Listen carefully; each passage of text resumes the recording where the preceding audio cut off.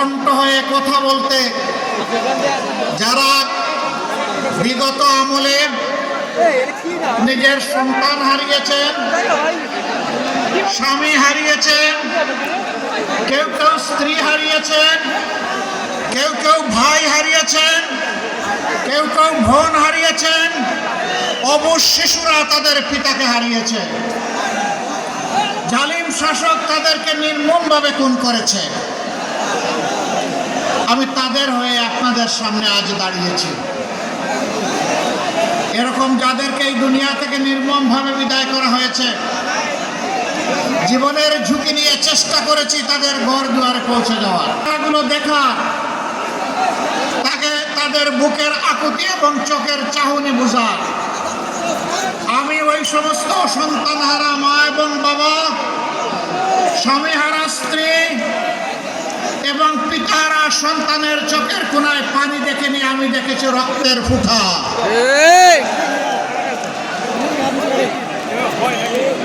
কি অপরাধ ছিল তাদের আপনজনের? অপরাধ একটাই, ফ্যাসিবাদী শাসন। তাদের শাসন ব্যবস্থা কিয়ামত পর্যন্ত সম্ভবত চালানোর আশা করেছিল। এই পথে যাদেরকেই বাধা মনে করেছে তাদের সাথেই এই নির্মম আচরণ করা হয়েছে। সেই কঠিন সময়ে আমি ৩-৪টা শহীদ পরিবার এই শহরে গিয়েছিলাম। আমি যাওয়ার পরে তাদেরকে ভীত সন্ত্রস্ত অবস্থায় পেয়েছি। একটা শহীদ পরিবার তাদের স্বাভাবিক সৌজন্যতার স্বার্থে আমার সামনে কিছু নাস্তা রেখেছিল। হঠাৎ করে শহীদের পিতা এসে কানে কানে বললেন, আমরা দুঃখিত, আপনি এই নাস্তা এখন আর গ্রহণ করবেন না, এখনই আপনার বের হয়ে যাওয়া দরকার। আমরা আশঙ্কা করছি আপনার কোনো ক্ষতি সাধন করা হবে। আমাদের ক্ষতি সাধন হোক, আপনার ক্ষতি সাধন আমরা সহ্য করতে পারবো না। এই ছিল তখনকার অবস্থা। সম্মানিত বন্ধুগণ, আপনারা তো সাংবাদিক নন, পেশাদার, আপনারা একটু বসেন।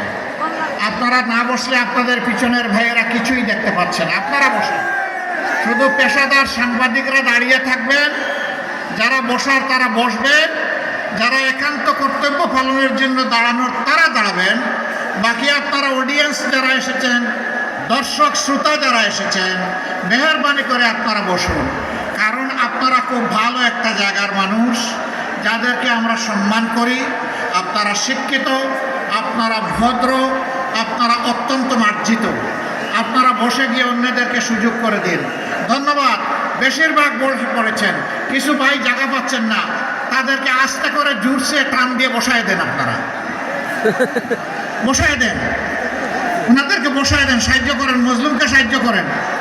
এই লোকেরা জায়গা পাচ্ছে না। মাশাআল্লাহ। বাকিরা এখন আমরা কথা শুনবো ইনশাআল্লাহ, কেউ কথা বলবো না।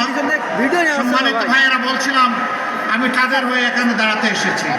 আমি শুধু তাদের হয়ে এখানে দাঁড়াতে আসিনি, আমি দাঁড়াতে এসেছি সেই সমস্ত মাদের, বাবাদের, বোনদের, সন্তানদের, ভাইদের পক্ষে এখানে কথা বলতে।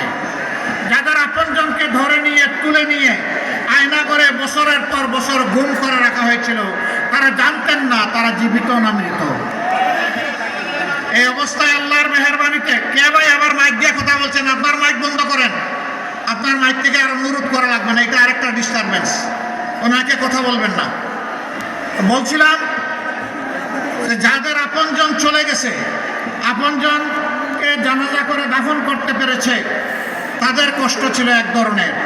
কিন্তু যারা আপনজন কোথায় আছে, তারা কি বেঁচে আছে না দুনিয়া ছেড়ে চলে গেছে জানতেন না, তাদের কষ্টের মাত্রা ছিল ভিন্ন। অনেকে রাতের বেলা ঘুম ভেঙে উঠে হাউমাউ করে কাঁদতেন, ও আমার বুকের দন, তুমি কোথায় আছো? আল্লাহ কি তোমাকে বাঁচিয়ে রেখেছেন? আমি কি তোমাকে আমার বুকে আবার ফেরত পাবো? শিশুরা দেয়ালের মধ্যে বাবার ছবি আঁকতো, ও বাবা তুমি ফিরে আসো, তুমি কোথায় আছো? অনেক দিন তোমাকে দেখি না। আমরা যখন তাদের কাছে গিয়েছি, আমাদের কণ্ঠ স্তব্ধ হয়ে এসেছে। তাদেরকে সান্ত্বনা দেওয়ার কোনো ভাষা আমরা খুঁজে পাইনি। আল্লাহ তাআলা আমাদেরকে মেহেরবানি করে 24-এর 5 আগস্ট এই দুঃশাসনের জাতাকল থেকে মুক্ত করেছে। কিন্তু এখনো অনেক মা তার সন্তানকে ফেরত পায়নি, অনেক শিশু তার বাবাকে ফেরত পায়নি। অনেক বোন তার স্বামীকে ফেরত পায়নি। যদি তারা জানতো যে তাদেরকে খুন করে অমুক জায়গায় কবর দেওয়া হয়েছে, অন্তত কবরের পাশে গিয়ে মাটি চয়ে একটু সান্ত্বনা নিতে পারত। সে সুযোগটা এখনো তারা পাচ্ছে না। আমি তাদের হয়ে আজকে এখানে দাঁড়িয়েছি। সম্মানিত জেনেদাবাসী, আমি ওদের হয়ে দাঁড়িয়েছি যেই মা বোনেরা আল্লাহর দিনের পক্ষ নেওয়ার কারণে দফায় দফায় তাদেরকে গ্রেফতার করে কারাগারে পাঠানো হয়েছে, রিমান্ডে নেওয়া হয়েছে, সম্মানহানি করা হয়েছে। কি অপরাধ? অপরাধ আর কিছু না। ওমা নাকামু মিনহুম ইল্লা আইয়ুমিনু বিল্লাহিল আজিজিল হামিদ। তারা আল্লাহ তাআলাকে রব মেনে নিয়ে তাকে সবচাইতে মহাপরাক্রমশালী, শক্তিশালী বলেছিল। আর বলেছিল আমরা কোনো মানুষের প্রশংসা করি না, আমরা প্রশংসা করি কেবল আল্লাহ রাব্বুল আলামিনের। এই জন্য আমাদের মা বোনের গায়ে হাত দিয়েছে, বিব্রত করেছে, কষ্ট দিয়েছে। আমি তাদের হয়ে আজকে এখানে দাঁড়িয়েছি। আমি ওই সমস্ত 18 কোটি মানুষের হয়ে এখানে দাঁড়িয়েছি, সিন্ডিকেট করে যাদের পকেট থেকে জোর করে টাকা নেওয়া হয়েছে,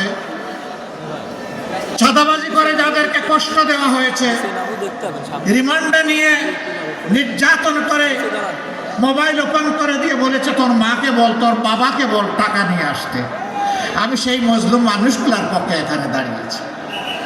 আমি আপনাদের কাছে জানতে চাই, সেই ফেসিবাদ কারো গাড়ে ভর করে বাংলায় আবার চলে আসুক, আপনারা কি তা চান? আমাদের সিংহ শার্দুল ছেলেমেয়েরা 24-এ তার জবাব দিয়েছে বুকের রক্ত দিয়ে, জীবন দিয়ে। আমি তাদের প্রতি এবং যাদের কথা আজকে বললাম সকল শহীদদের প্রতি গভীর শ্রদ্ধা নিবেদন করছি।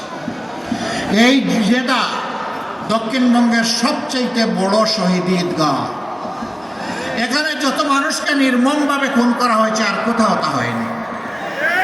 সোহানের কথা বড় মনে পড়ে। ওর চেহারাটা তখন দেখলাম,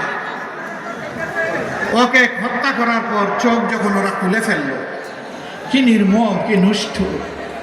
তার মা বলেছিলেন, ওরে তোমরা আমার বুকের তোকেই যখন নিয়ে গেলে তখন তার দুইটু চোখ কেন তোমরা উপড়ে ফেললে?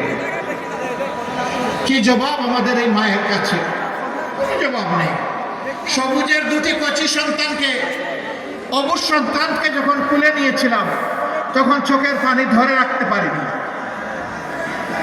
এই সন্তানগুলোর কাছে আমাদের জবাব কি? আমরা বলেছি এই ফেসিবাদ আর ফিরে আসতে দেব না, ইনশাআল্লাহ দেব না। বুকের রক্ত দিয়ে তাড়িয়েছি, কেউ আবার আসতে চাইলে বুকের রক্ত দিয়ে তাদেরকে রুখে দিব ইনশাআল্লাহ। প্রিয় জেনেদাবাসী, আমি জানি এই এলাকায় মানসম্মত শিক্ষা প্রতিষ্ঠান নেই। শিক্ষা প্রতিষ্ঠান যেমন নেই, স্বাস্থ্য সেবা নিশ্চিত করার জন্য তেমন কোনো মেডিকেল কলেজ বা বিশেষায়িত হাসপাতাল নেই।